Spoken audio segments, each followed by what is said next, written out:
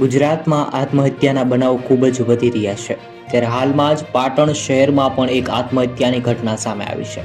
આ બનાવ અંગે જાણવા મળ્યું છે કે પરિવાર વિરુદ્ધ જઈ રહેલી દીકરીએ પ્રેમ લગ્ન કર્યા બાદ ઝેર પી અને આપઘાત કર્યો છે। પરિણીત મહિલાએ પ્રેમ લગ્ન બાદ જીવન ટૂંકાવી લીધું। આ ઘટના પાછળથી સૌ મહત્વનું કારણ જાણી અને બધા લોકોને આંચકો લાગ્યો।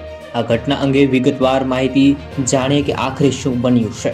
સમગ્ર ઘટના વિશે વાત કરું। હાલમાં આ દુઃખદ બનાવ પાટણ શહેરમાં બન્યો છે।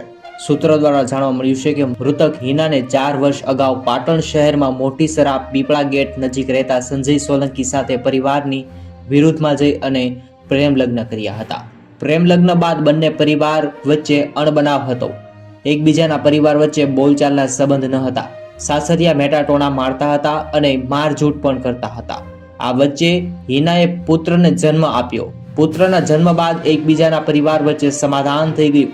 અમુક મહિના સાસરિયાઓએ સારું રાખ્યું બાદ હેરાન કરવાનું શરૂ કરી દીધું। જોકે પરિણીતાની હાલત સુડી વચ્ચે સોપારી જેવી થઈ ગઈ। પ્રેમ લગ્નના લીધે પિયરમાં દુઃખની વાત કહી શકતી ન હતી। પતિએ પરિણીતાને હેરાન કરવાની હદ વટાવી હતી, જેથી કંટાળી અને પરિણીતાએ ઝેર પી લીધું છે। આવી રીતે આ સમગ્ર ઘટના સામે આવી છે।